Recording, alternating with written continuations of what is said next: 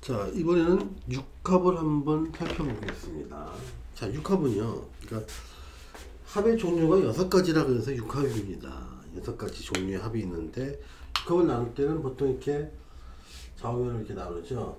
자, 오, 묘, 유에 이렇게 이제 축과 인묘, 진, 사오미, 신유, 술해 이렇게 이제 쭉 배치가 됐을 때 요렇게 나누면서 자기들끼리 합을 하는 기호를 육합이라고 합니다. 이렇게 있죠. 그럼 여기서 보면 여기가 합이 되고요. 여기가 합이, 여기가 합, 여기가 합, 여기가 합이 됩니다.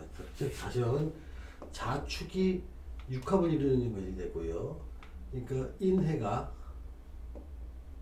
또 육합을 이루고 있습니다. 여기서 또 묘와 술이 육합을 하고 있고, 진과 유가 육합을 하고 있습니다. 그리고 사와 신이 육합, 오와 미가 육합을 하고 있는 거. 이게 1, 2, 3, 4, 5, 6 6가지라 그래서 육합 이렇게 얘기를 합니다. 요 배치를 잘 기억해 주시면 육합을 암기하는 데는 상당히 쉽다고 느낄 수 있습니다. 그런데 육합을 갖다 볼 때요, 육합은 기본적으로 한 4가지의 특성을 좀 이해하고 실제 사주 해석을 할 때 적용을 할 필요가 있습니다. 먼저 육합 해석할 때 제일 중요한 4가지라는 원칙을 적어 보겠습니다. 이것도 교재에 나와 있습니다. 교재 어디에 나와 있냐면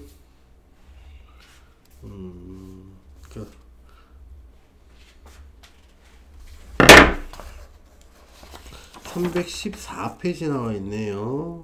또 여기 314페이지 있고, 육합을 할 때 기본적으로 한 4가지 특성을 보면요, 일단 육합 때는 2글자가 중 한 글자만 있을 때 육합하는 글자를 불러온다. 그 일종의 허자 개념으로 내 사주에는 없지만 육합하는 글자를 불러와서 실제 사주에 있는 것처럼 아주 명확하진 않지만 희미하게 작동하는 것, 이게 육합하는 글자입니다. 두 번째, 만약에 육합하는 2개의 글자가 모두 사주에 있으면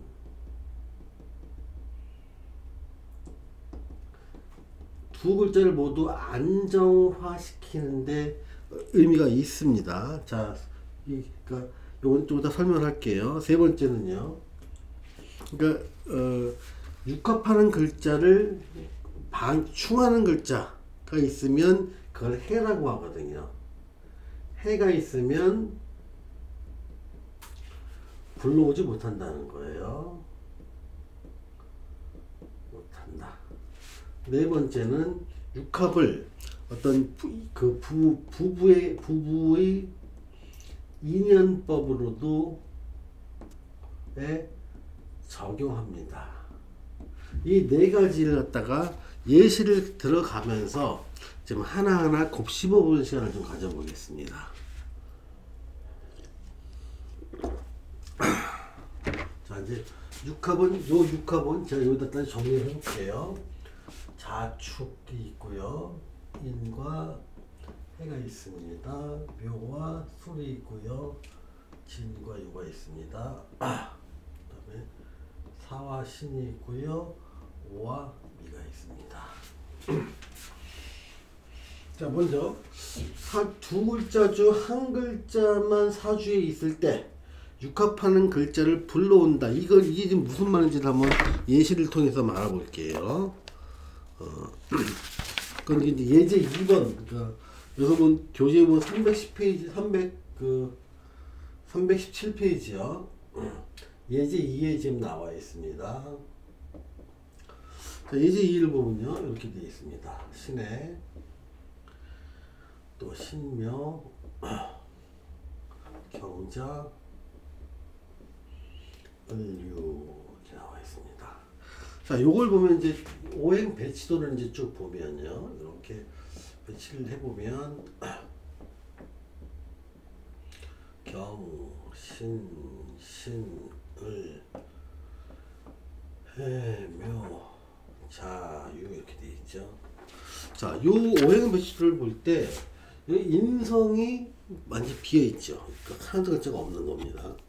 그러니까 보통 해석을 할 때 이걸 보자마자 인성이 없으면 보통 인성의 여러 가지 기능 중에는요, 삶을 갖다가 안정시키는 기능을 합니다.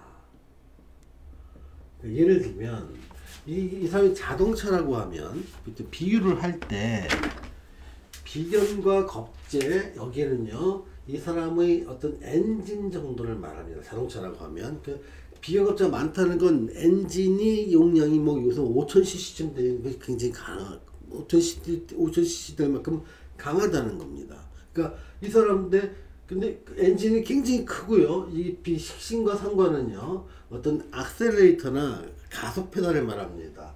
그러니까 엔진도 엔진이 막 4500cc, 5000cc 더 크면 더 클 수도 있죠. 그게 여기서 밟으면 막 쭉 나가죠. 이 재성은요, 어떤 기름, 내가 움직일 수 있는 기름을 얘기할 수도 있고요. 이 관성은 어떤 신호를 지키는 것이고, 얘는 브레이크입니다.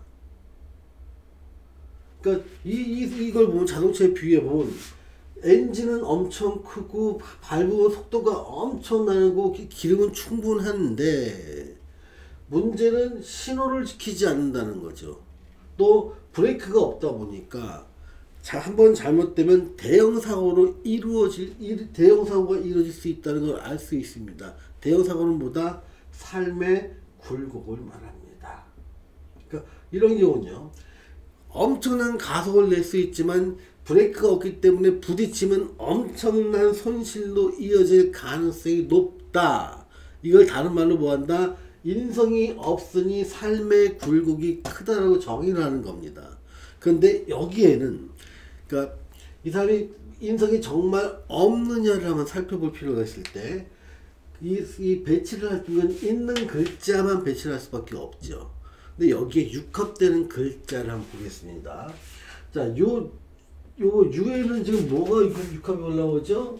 진이라는 글자가 올라오죠. 그러니까 유라는 글자가 있으면 진이라는 글자가 얘를 충하는 술이 존재하지 않는다면 얘 불러올 수 있습니다. 만약에 술이 있다면 얘를 충하는 글자가 있기 때문에 불러올 수가 없죠. 그러니까 유한테는 진이 육합자가 되는데 얘를 충하는 글자는 술이 있으면 얘가 못 오기 때문에 얘는 묘의 해가 됩니다. 그러니까 불러오는 글자를 충하는 글자를 유의 해라고 하는 겁니다. 해. 그러니까 형충파해 할 때요. 자, 이 자에는 뭐가 옵니까? 축이라는 글자를 불러오죠.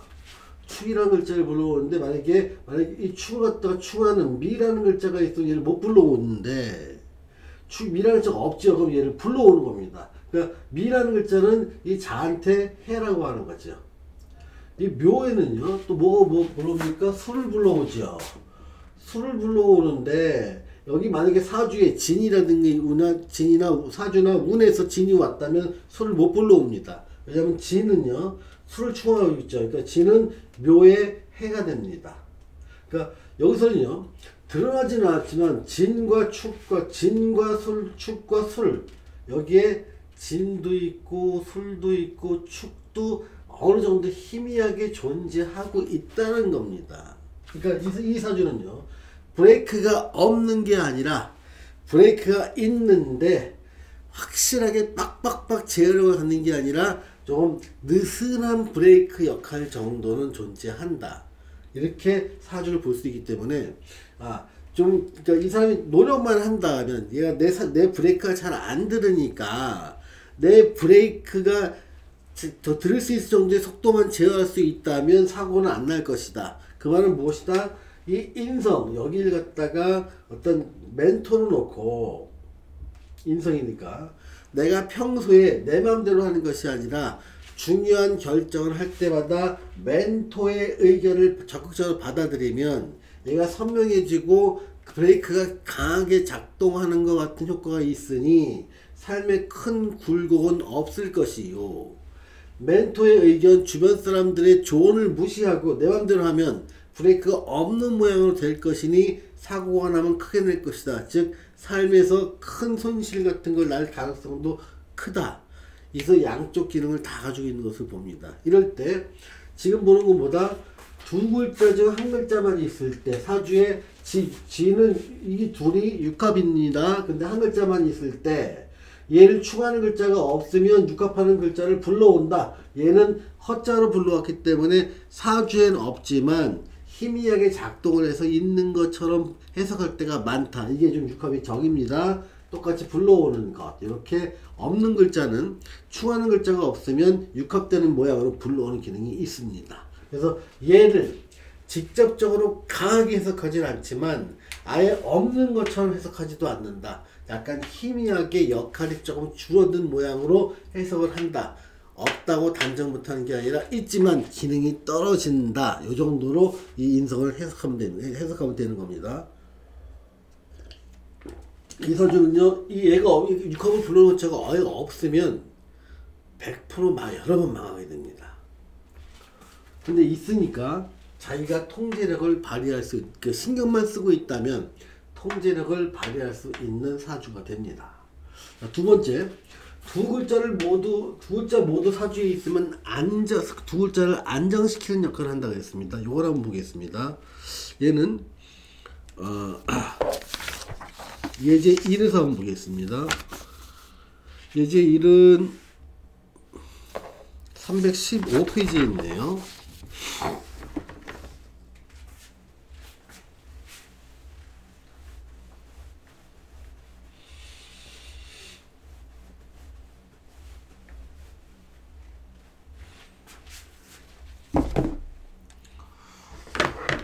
페이지 315의 예제 1을 보겠습니다. 우선 신해가 있고요. 경인 그리고 신사을미가 있습니다. 그래서 이걸 오형대식도에 넣어보면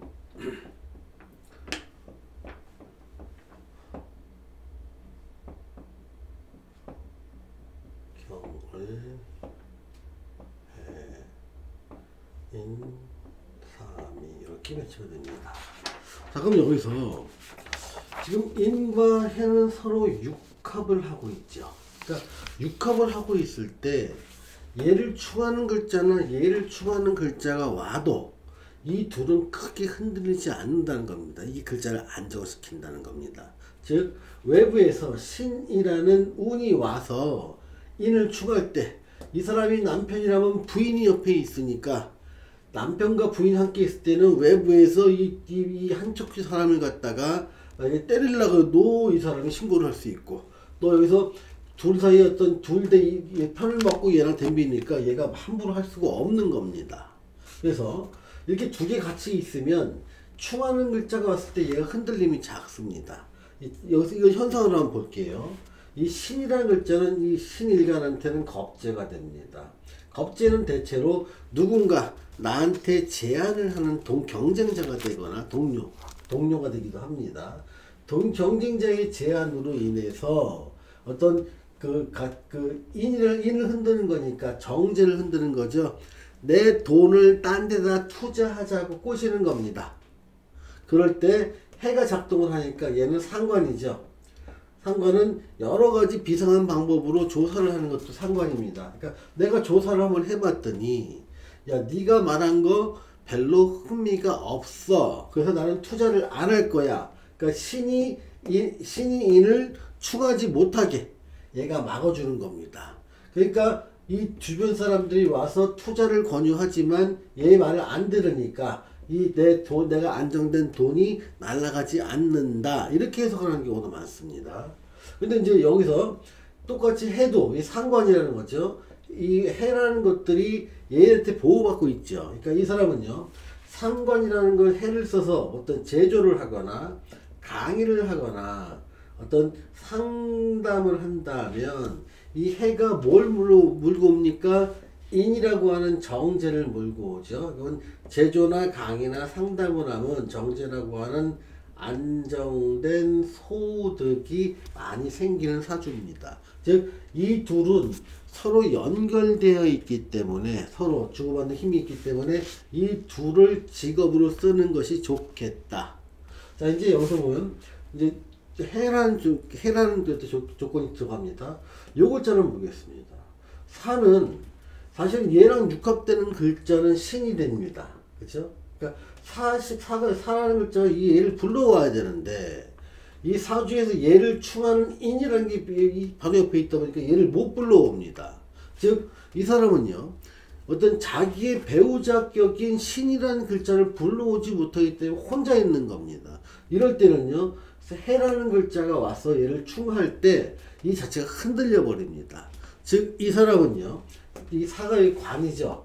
정관인 사가 있지만 얘가 안정화되지 않습니다. 안정화되지 않는 이유는 해가 있기 때문에 그렇습니다. 요 글자가 해가 되죠. 이 육합하는 글자를 충하는 글자를 해라고 합니다. 해가 있기 때문에 안정화가 안 됩니다. 그래서 세운이 와서 얘를 흔드는 운이 오면 주로 제일 많은 게 이제 해라는 운이 오겠죠. 아니면 얘를 격각시키는 묘운이나 미운이 왔을 때 얘는요, 불안정해집니다. 얘가 불안정해진다는 것보다 정관이 흔들린다. 정관은 이 사람 직장이죠. 그래서 이 사람은요, 일지에 정관이 있다 하더라도 직장 생활을 오래 할 수 없는 사람입니다. 즉, 이 사람은 직장 생활을 하는 것보다는 거예요. 보다 안정된 여기 상관과 재성을 써서 상관생재 유형의 일을 하는 것이 좋습니다. 보통 이럴 경우는요, 강의나 제조나 상담 지역에서 자신의 일을 할 때 자신의 영향을 발휘하는 경우가 많습니다. 그럴 때 여기는요, 내가 소속돼서 일을 할 수도 있고 독립돼서 일을 할 수도 있는 겁니다. 얘가 영향을 안 받을 때는 내가 학원이라든가 단체에 소속돼서 강의를 하는 것이고요. 내가 이것이 해묘미의 운에 의해서 영향을 받을 때는 그냥 나는 독립적으로 혼자서 개인 자격으로 이런 강의나 상담 또는 제조를 하게 되는 겁니다. 지금 여기서 있는 것보다 여기서는 지금 두 개의 글자가 육합하는 글자가 모두 나와 있는 경우에는 두 개의 글자가 안정되어 있으니 두 개의 글자를 활용해서 직업으로 써라. 내가 육합하는 글자를 충하는 글자가 드러나 있는 해, 형충파야 할 때 해라는 게 존재하면 이 글자는 내가 쓰더라도 늘 불안정하니 오래 쓰지 못하게 될 것이다. 이런 걸 좀 해석하고 있습니다. 이것이고요. 또 세 번째도 또 해가 있을 때 불러오지 못한다는 걸 여기서 좀 알 수가 있습니다. 자, 이번에는 네 번째 부부의 인연법에 대해서 잠깐 알아보겠습니다.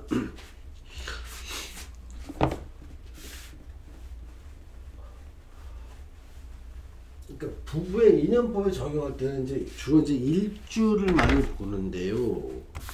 여기서 지금 제가 예를 들어놓은 것은 두 개의 일주를 예를 들었죠. 정축일주와 정미일주입니다. 그러니까 어떤 사주에서 정축이 이렇게 있다는 것은 요 자리가 남자든 여자든 배우자 자리라는 거죠. 그러니까 보통 배우자의 띠를 예측할 때 보통 삼합이나 육합되는 띠가 자기한테 배우자로 될 개연성이 높다고 보는 겁니다. 그래서 축을 삼합하는 글자는 사와 유와 축이 될 것이요. 얘를 육합하는 글자는 자가 됩니다. 그러니까 이 사람은요, 삼합에 의해서 뱀띠, 닭띠, 소띠와 인연이 되거나 육합에 의해서 쥐띠와 인연이 될 가능성이 높다. 그래서 보통 요런 띠랑 같이 요런 띠를 배우자로 맞이했다면 자기의 어울리는 배우자를 선택했으니 사이가 좋거나 안 좋거나 한동안 오랫동안 잘 살 수 있는 조건이 갖추어졌다. 만약 이런 띠가 아니라면 한동안 잘 살 수 있는 조건이 갖춰지지 않았으므로 둘 사이에 여차하면 어떤 이별수도 존재할 수 있겠다. 이렇게 가정의 안정 정도를 보는 겁니다. 여기서 가정이 안정됐다 그래서 사이가 좋은 건 아닙니다. 안 좋은 상태에서라도 20년 30년 살아가는 건 이렇게 자기 인연법에 의해서 삼합이나 육합에 해당되는 띠와 혼인을 했을 때 안정된다는 겁니다. 한 번 더 해보겠습니다. 이 일지는 삼합하는 글자가 묘와 미와 해가 있습니다. 얘를 육합하는 글자는 오가 있습니다. 즉 이 사람은 묘생, 미생, 해생 또는 오생과 어떤 배우자 관계를 맺는다면 자기 사주에 부합하는 관계인이 관계가 좋든 안 좋든 일정 세월 이상을 부부관계를 유지할 수 있는 사람이다. 이렇게 판정하라는 겁니다. 그게 부부의 인연법에 적용하게 됩니다. 그래서 이런 경우는 이제 주로 보통 한 5년 정도 산 부부가 이혼한다고 막 얘기했을 때 이런 방법을 한번 적용해 보는 겁니다. 그러면 이렇게 인연법으로 구성된 사이라면 둘 사이는 안 좋아도 이혼이 안 되는 경우가 많습니다. 대체는 뭐 애 때문에 주변 인상 때문에 이런 이유는 많지만 내가 마음은 부부간의 어떤 갈등은 굉장히 심하지만 이혼이 안 되는 경우가 이러한 인연법에 의해서 묶여진 부부의 경우는 이혼이 쉽지 않다는 것, 이걸 한번 참조해 주시기 바랍니다. 자, 지금은 이제 육합을 좀 알아봤고요. 그 다음에 암합을 좀 알아보겠습니다. 자, 암합은 뭐냐면, 암합은요,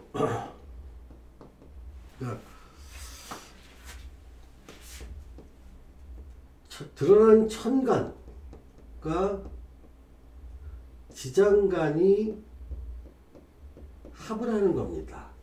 1케이스가 그렇고요. 두 번째 케이스는요, 지장간과 지장간끼리 합을 하는 겁니다. 그래서 1번과 2번을 한번 예문을 들어서 살펴보도록 하겠습니다. 그러니까 1번 같은 거 보면 이제 예지 페이지 319에 예제 1을 한번 보겠게요. 그래서 예제 1이 이렇게 되어 있습니다. 개해 경신 을사 경진. 자, 여기서 보면 요거 이제 그 사주 첩경에서 명암부집이라는 용어를 설명할 때 이런 글자를 많이 내놨어요. 그러니까 요 일간이 을이죠. 을일간한테 요거는요, 남편에서 여자라면 경이라는 건 정관에 속합니다. 즉 남편이죠. 남편이 천간에 투출되어 있으니 이 남편은 모두 다 인정하는 공식 남편 남자라는 걸 의미하고요. 요 안에 있는 지장간에 있는 경과 요 지장간에 있는 경도 이렇게 합을 하고 있습니다. 요거는요, 그러니까 똑같은 경이 있는데 요건 글자에 숨겨져 있죠. 그러니까 숨어져 있으니까 요걸 암합이라고 합니다. 지장간에 있는 글자와 암합을 있는 거예요. 몰래 손잡고 있다. 그래서 암합을 하고 있는데, 요거는 드러난 남편, 공식적인 남자. 요거는 숨겨놓은 남자. 그러면 이 사람은 공식적인 남자도 있고 숨겨놓은 남자도 있으니 굉장히 바람둥이다. 그래서 공식적인 남자를 명부라고 합니다. 명부라고 하고요. 또 숨겨놓은 관계를 숨길 암자에서 숨겨놓은 남자하고 암부라고 왔습니다. 근데 여기는 명부도 있고 암부도 있으니 명과 암이, 그러니까 명부와 암부가 명암부가 서로 모여 있다. 집. 그래서 명암부집 해갖고 어떤 여자가 바람기가 많은 사주를 예시할 때 이렇게 명암부집. 그러니까 드러난 천간에 드러난 명쾌한 합도 있지만 지장간에서의 여자가 관을 암압하고 있는 모양을 바람 피우는 모양으로 설명하는 부분이 많습니다. 근데 꼭 이걸 바람 피우는 부분으로 설명하느냐 그러면 아닌 경우도 많았겠죠. 그러니까 그럼 다른 아닌 경우는 뭐가 있을까요? 그러니까 얘를 갖다가 이제 얘를 공식적인 남편이라면 요거는 뭐냐면 이 사람이 일을 하면서 만나는 다른 남자들일 수가 있습니다. 그러니까 요즘은 자기 직장을 많이 갖고 여자들 직장을 많이 갖고 있으니까 아니면 거래처나 어떤 같이 일을 하는 남자들을 이 경우로 볼 수 있는 겁니다. 또는 이 사람이 요 자체가 이제 공식적인 타이틀은 직장이라면 일단 관이라면 요거는 뭐냐면 내가 부업을 하거나 어떤 재테크를 할 때 내가 드러나지 않은 나만의 직급, 나만의 어떤 그 일터를 숨겨진 요 관으로 볼 수도 있는 겁니다. 그래서 그러니까 예전에는 그 지장간에 있는 암압을 가려진 합이라고 해서 어떤 불륜의 관계를 많이 해석을 했는데요. 요즘은 다양한 일들이 있고 공식적인 일들도 있고 비공식적인 일들 또는 남편이 있었지만 남사친이 있을 수도 있으니까 좀 다양한 관계로 일을 해석하는 게 좀 중요하지 않을까 싶습니다. 자, 이번엔 지장간과 지장간에 있는 합들을 한번 보겠습니다. 요거는요, 페이지 320페이지에 있습니다. 320페이지에 있는 예제 2번. 보면, 계해, 경인, 정축이 있습니다. 이걸 오행 배치도 이제 그려보면요. 경이 이제 일간이 있고 개, 무, 정, 오, 해, 인, 축이 있습니다. 이렇게 그릴 수가 있는 거죠. 자, 이럴 때 그러니까 요 해와 오를 갖다 지장간을 한번 볼게요. 그러니까 해 지장간에 무, 갑, 임이 있고요. 오의 관계는요. 그러니까 병, 기, 정이 오의 지장간에 있습니다. 근데 여기서 보면 요거와 요게 정임이 합을 하고 있죠. 합. 또 갑기가 합을 하고 있습니다. 그러니까 그러니까 오라는 글자와 해라는 글자는 서로 삼합으로 묶여 있는 것도 아니야 육합도 아니지만 지장간에 있는 글자가 두 개씩 합을 하고 있기 때문에 둘 사이의 관계가 좋다는 겁니다. 즉 이런 경우는요, 오와 해를 동시에 활용하는 직업을 쓴다면 자기에 정말 잘 맞는 직업이라는 거예요. 자, 보세요. 이 해는 뭡니까? 경일관한테 식신이죠. 얘는 뭡니까? 정관이죠. 그러니까 저 식신과 정관을 직업으로 활용한 얘기는 내가 식신을 통해서 그러니까 정관이라는 직장에 다니면서 식신이라는 활동을 한다면 이럴 때는 자기한테 정말 잘 맞는 직업이라는 걸 알 수 있습니다. 이런 게 보면 내가 이제 직장을 다니는데 인재개발원에 다닌다. 인재개발이라는 원인 자체는 정관이지만 내가 거기서 인재개발을 하는 것은 사람들을 교육시키는 거기 때문에 식신에 해당되는 거죠. 또는 제조업에 다닌다 그러면 직장에 다니면서 내가 제조 쪽은 일을 하고 있는 거죠. 또는 언론 쪽에서 만약에 다닌다 그러면 언론사가 정관이 되는 거고 내가 하는 일은 여기서 글을 쓰는 것이 됩니다. 어떨 때는요, 이 식신 자체를 내가 그러니까 요식업을 쓸 때가 있습니다. 그럴 때는 이 관을 갖다가 내한테 가입하고 있는 프랜차이즈로 볼 수 있습니다. 그래서 난 오라고 하는 프랜차이즈에 가입해서 내 요식업을 한다면 내 일은 잘 된다. 이걸 뭘로 할 수 있다? 둘 사이에 암합이 존재하기 때문에 오와 해는 상당히 밀접한 관계에 있는 글자니 둘을 다 활용해서 쓰는 게 좋겠다 라고 해석을 한다는 겁니다. 이렇게 지장간에 있는 글자끼리 또 잘 된 게 뭐냐면 축과 인이라는 게 있습니다. 지금 축과 인을 보면요, 되게 지장간 합이 많습니다. 그러니까 얘는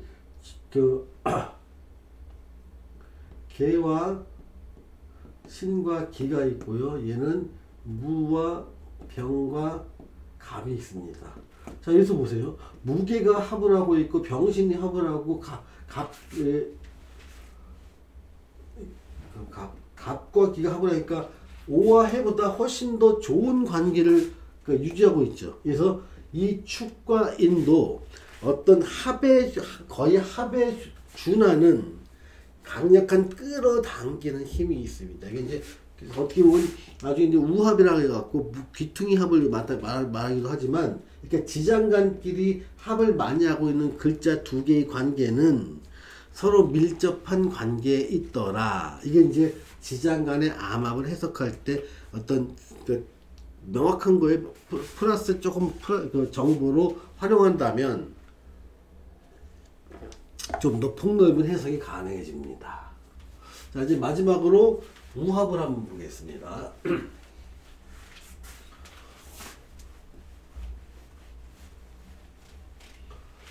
자, 우합은요, 그러니까 모퉁이 합이라고 합니다. 모퉁이 합이요. 우합. 모퉁이 합. 얘는 주로 언제 쓰냐면 방위를 나타낼 수 있습니다. 방위. 그 중에서 팔방. 예를 들면 우리 예전에는 전부 다 팔방으로 이렇게 방위를 많이 표현했는데요. 그러니까 동서남북이 있다고 칩시다. 북쪽이 자, 남쪽이 오, 동쪽이 묘, 서쪽이 유라면 이 가운데 방향이 있습니다. 축인. 요 축인이, 그러니까 축과 인이 어떤 합을 하면서 이걸 간방이라고 합니다.